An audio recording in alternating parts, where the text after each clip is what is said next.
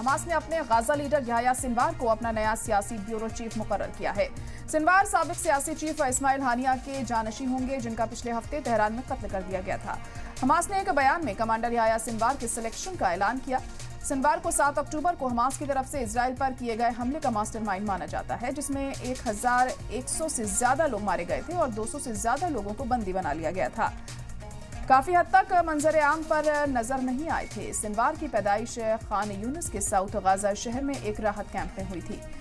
वे 2017 में गाजा पट्टी में हमास के लीडर बन गए, लेकिन अब टॉप ओहदे पर उसकी तकर्रुरी इस बात का इशारा है कि हमास के सियासी नजरिए में गाजा की क्या पोजीशन है। माहिरीन का मानना है कि ये ऑप्शन गाजा को जमीनी और सियासी लेवल को हमास तहरीक के सेंटर में रखता है।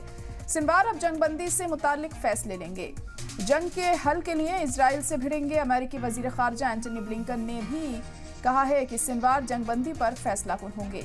इस बात पर जोर देते हुए अमेरिका ने ईरान और इजराइल दोनों को बता दिया है कि तशद्दुद को आगे नहीं बढ़ाना चाहिए। ब्लिंकन ने यह भी कहा है कि जंगबंदी और बंधक मुआहिदे को हासिल करने के लिए बातचीत अपने आखिरी मरहले में पहुंच गई है। हिजबुल्लाह ने भी सिनवार को तकर्रुरी का इस्तकबाल किया है और इसे इजराइल और अमेरिका के लिए एक सख्त पैगाम बताया है। इस बीच इजराइल के आर्मी तर्जुमान डैनियल हंगरी ने कहा है कि 7 अक्टूबर के हमले के पीछे के मुलजिम याह्या सिनवार ही अब तक जिंदा हैं। सिनवार की तकर्रुरी के बीच इजराइल ने न सिर्फ अपनी वार्निंग्स जारी रखी, बल्कि डेरा अल बला में अपने हमले भी जारी रखे। गाजा में 3 इजरायली मिसाइलों ने एक मस्जिद के पास हमला किया, जिसमें दर्जनों लोग जख्मी हो गए। लोगों ने बताया कि बुरेज अल मगाजी और नुसरात में इजरायली टैंकों की गोलीबारी रात भर जारी रही। इजरायली आर्मी ने बताया कि पिछले दिनों उसके फौजियों ने गाजा में 45 फिलिस्तीनी लड़ाकों को मार गिराया। अब सवाल यह है कि हमास में क्या बदलेगा, युद्ध विराम की कोशिश में क्या कुछ बदलाव आएगा? क्या इजराइल का सबसे बड़ा दुश्मन झुकेगा? क्या सिनवार चाहेंगे कि जंग खत्म हो?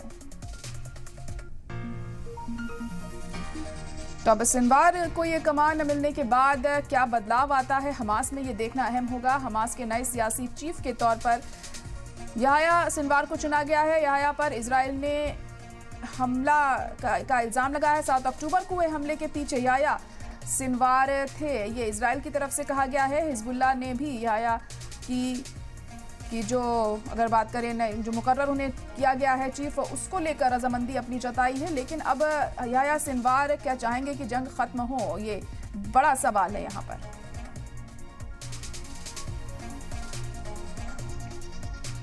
To Mr. Sinwar, he has been and remains the primary decider when it comes to concluding a ceasefire.